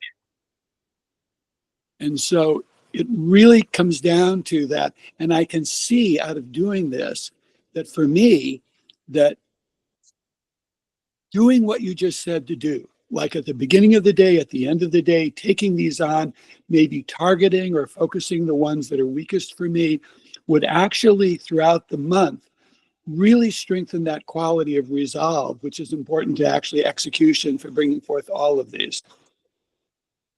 100%. A suggestion to actually for everybody in terms of doing exactly what Ron was saying, which is actually doing this. A very, very helpful thing is to have what they call an accountability partner. So this could be your spouse, your partner. This could be a friend, somebody you trust, but basically it's somebody who you commit to sharing with what you primed in the morning, and then what you actually did. So it could be somebody, especially if it's somebody you speak to often. Your commitment is to share with them, and you'll find that actually in the sharing, that will enormously strengthen your determination, because then there's somebody else beyond yourself who you're having to report to, who you've committed to reporting to. And yeah, it will really strengthen it. Stunning. So we are out of time. Thank you so much. And may the merit of this coming together and focusing on the Dhamma, dwelling on the Dhamma, practicing the Dhamma, when you could have been doing so many other things this evening, but you're here working on the Dhamma, working on yourself, working on your liberation, working on the most important thing, in fact. May the merit of that speed you to Nibbana, and sharing that with all of your loved ones, all of your relatives, all of your friends, and wishing that all beings everywhere too may be liberated. Yeah, thank you. Gihanta, would you like to close? Thank you, Paul. Thank you, Paul. Thank you. Will you be here next month, Paul, or will you be traveling next month? So it will be the 4th of July. Yeah, thank you. Yeah, I'll be in Bodhgaya actually. I'll be on retreat next month. Yes. So Shiroma will be taking next month. Shiroma will be taking next month. So, therefore, I think Paul, not just today, but from the beginning of this year. I mean, this is the 6th session, isn't it? So we've had 6 sessions of on the Bojjhanga. We had the entire retreat. I don't think people realize that you drove 130 miles from Stroud to London and back, for the retreat. So what a commitment, what dedication, and also, sharing your time and wisdom with us. So may the merit of all of that take you safely to Bodhgaya, and may you have an extremely productive and very happy, insightful retreat in Bodhgaya, and achieve your aspirations, whatever they may be during this time, and that you have a healthy and peaceful time there, and you arrive back safely back home. We wish you all the very best for this journey. Thank you so much, Paul. Thank you. I will share the merit with all of you, wishing that you too all may be liberated as soon as possible. Yeah, great. And thank you everybody for joining today as well, for your attendance, and we will see you back again on Friday, 4th of July, and Shiroma will take that session, and we will be focusing on Piti, which is the 4th Bojjhanga. See you. Take care. Good night. Good night. Good night. Paul, want to say a special thank you, because that discernment factor and the accountability and the determination, right? Those 3 are the things that will make the progress, and focusing on those factors which are our weakest. And we find, like generosity, it's very easy because we do a lot of things to feel gratitude for. But the little things that you do that we don't look out for, we have so much in our life to be grateful for. So actually, each of these you can break up in a way that there are times we can really improve on that, because we are always doing things to be grateful for, and we are grateful. But things that others don't have, when we never ever account for. So I find that when you fine tune this, you can really find things that, for example, anything I'm investigating the Dhamma. So that's the one I'm always looking at. But there are other things. Sati, when you're meditating, you're good, but at other times it's very weak. So I think when you today highlighted to us, concentrate on the weak ones, and at what time, especially when they're weak, and the determination, and as well as the accountability and the accountability partner, and the discernment, the vimamsa. So thank you very much. And we learned so much from everybody. Thank you, Paul. Thank you. Thank you all so much for everything. All right. Thank you, Paul. Bye. Thank you. Bye-bye. Good night. Thank you, Gihanta. Thank you, Gihanta. Thank you, Paul. Bye-bye.